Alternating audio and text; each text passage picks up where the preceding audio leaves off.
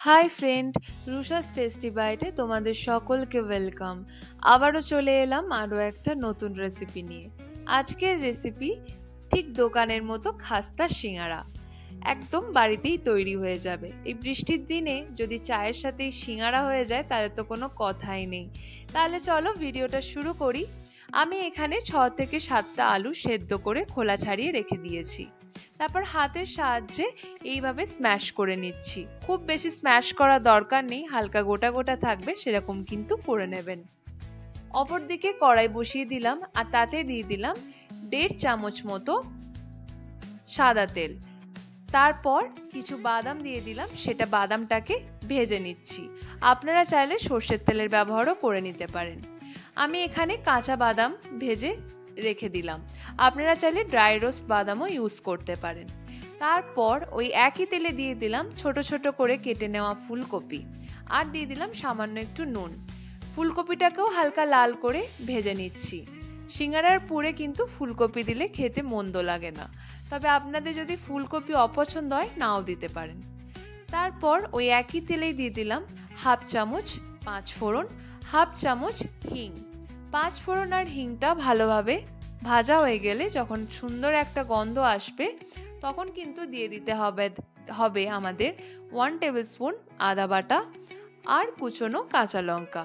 ঝালটা অবশ্যই আপনাদের স্বাদ অনুযায়ী। আদাটাকে কিছুক্ষণ ভাজা হয়ে গেলে তাতে দিয়ে দিলাম মটর কলাই। আমি মটর কলাইটাই ওভারনাইট ভিজিয়ে রেখেছিলাম, আমি কিন্তু সেদ্ধ করিনি, ডিরেক্ট কাঁচাটাই দিলাম।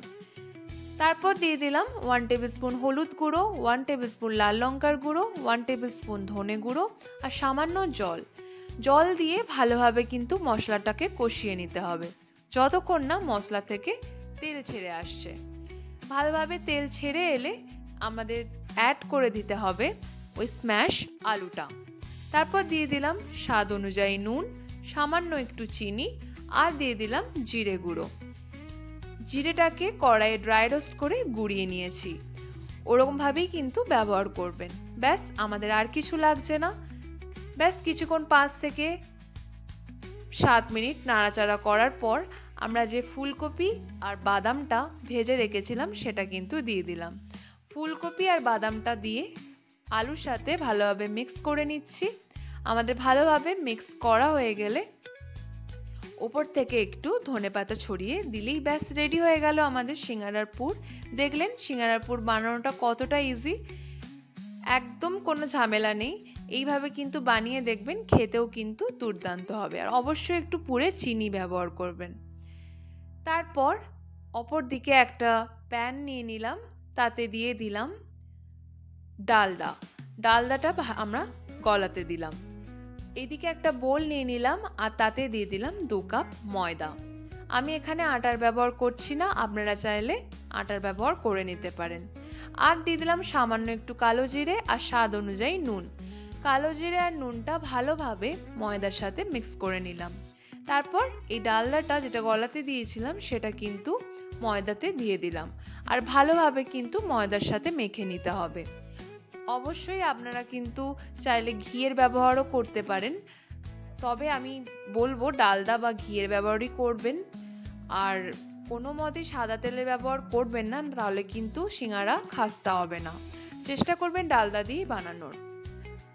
তারপর অল্প অল্প করে ভালোভাবে যখন আমার ডালদাটা মাখা হয়ে যাবে অল্প অল্প করে জল দিয়ে ময়দাটাকে মেখে নিতে হবে। অবশ্যই জলটাকে উষ্ণ গরম জল ব্যবহার করবেন। অল্প অল্প বারে বারে জল দিয়ে 2 থেকে 3 মিনিট মাখার পর ঢাকা দিয়ে আধ ঘন্টা মতো রেখে দিতে হবে। আধ ঘন্টা পর আবারও ভালোভাবে কিন্তু ময়দাটাকে হাত দিয়ে মেখে নিয়ে লম্বা করে লেচি কেটে নিতে হবে। লেচিটা অবশ্যই একটু বড় রাখার চেষ্টা করবেন, রুটির থেকে একটু বড় রাখার চেষ্টা করবেন। তারপর ওপর থেকে একটু এভাবে ময়দা ছড়িয়ে দেবেন আর হাতের তালুতে ভালোভাবে কিন্তু চিপে নেবেন। এরকম করে চিপে দেওয়ার পর লম্বা করে লেচিটাকে বেলে নিতে হবে, যতটা পারবেন লম্বা করে বেলে নেবেন। তারপর ছুরির সাহায্যে মাঝামাঝি কেটে নিতে হবে। 2 ভাগ করে নেওয়ার পর যে দিকটা আমাদের কাটার অংশটা সেই দিকটা বুড়ো আঙুলের দিকে রেখে জল নিয়ে চারিদিকটা জলটা কিন্তু চারিদিকটা বুলিয়ে দিতে হবে। চারিদিকটা ভালোভাবে জল বোলানোর পর মাঝখান দিয়ে এইভাবে আঙুল রাখবেন আর ওই দিকের আঙুলগুলোর সাহায্যে এইভাবে তুলে দেবেন আর ওই দিকের কোণটা চিপকে দেবেন। অপর দিকের ওই দিকের কোণটা টেনে এই দিকের কোণের সাথে অ্যাড করে দেবেন আর ভালোভাবে কিন্তু আটকে দেবেন। দেখুন একদম একটু শঙ্খর মতো এইভাবে করে নেবেন। ব্যাস রেডি হয়ে গেল।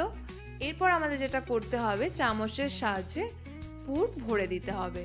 যতটা পারবেন টিপে পুর ভরে দেবেন, কিন্তু ওপর দিকে না রাখারই চেষ্টা করবেন, যতটা পারবেন ভেতর দিকে রেখে দেবেন। তারপর ওপর থেকে আবারও একটু জল বুলিয়ে একটা আঙুলে ভাঁজ করে নিয়ে এই দিকের সাথে অ্যাড করে দিতে হবে। যে দিকটা আমাদের দেখুন অ্যাড করছি তার অপোজিট সাইড থেকে অ্যাড করে দেবেন। ব্যাস রেডি হয়ে গেল। এইভাবে বানিয়ে নেবেন, একদম তৈরি হয়ে যাবে কিন্তু সিঙ্গারা। আমি আবারও একটা দেখিয়ে দিচ্ছি। দেখুন জল লাগিয়ে নেবেন, এইভাবে মাঝখান থেকে আঙুলটা এইভাবে রেখে দেবেন আর ওই সাইডেরই কোণটা চিপে দেবেন, অপর দিকের কোণটা টেনে এই দিকের কোণের সাথে আটকে নেবেন আর দেখুন শঙ্খর মতো হয়ে গেল। এবারে পুর ভরে ব্যাস রেডি হয়ে গেল আমাদের সিঙ্গারা। তারপর কড়াইয়ে তেল বসিয়ে দিয়েছি। আমি এখানে তেল আর একটু ডালদা দুটোই ব্যবহার করেছি, সাদা তেল আর ডালদা। তারপর একদম কিন্তু ফ্লেমটা বাড়াবেন না, লো ফ্লেমে কিন্তু সিঙ্গারাটাকে দিয়ে দিতে হবে আর এইভাবে সিঙ্গারাটা কিন্তু কম আঁচে হতে থাকতে হবে। তারপর হালকা ব্রাউন হলে এপিট ওপিট করে হালকা কোনো একটা এরকম ছুরির সাহায্যে একটা একটা করে ভালোভাবে পাল্টে দেবেন, অবশ্যই আস্তে আস্তে করবেন। তারপর দেখুন ব্রাউনিশ কালার চলে আসবে অটোমেটিক। ব্যাস রেডি হয়ে গেল আমাদের সিঙ্গারা। কোনো মতেই ফ্লেমটা কিন্তু বাড়াবেন না, তাহলে কিন্তু বাইরের রঙটা চলে আসবে আর ভেতরটা কাঁচা থাকবে আর খাস্তাও হবে না। ব্যাস রেডি হয়ে গেল সিঙ্গারা। দেখলেন বানানোটা কতটা ইজি। এইভাবে বানিয়ে দেখবেন, অবশ্যই ভালো লাগবে। আর ভালো লাগলে লাইক কমেন্ট শেয়ার করতে ভুলবেন না আর অবশ্যই আমার পেজটাকে সাবস্ক্রাইব করে নেবেন। ভালো থাকবেন, সুস্থ থাকবেন। দেখা হচ্ছে পরের ভিডিওতে।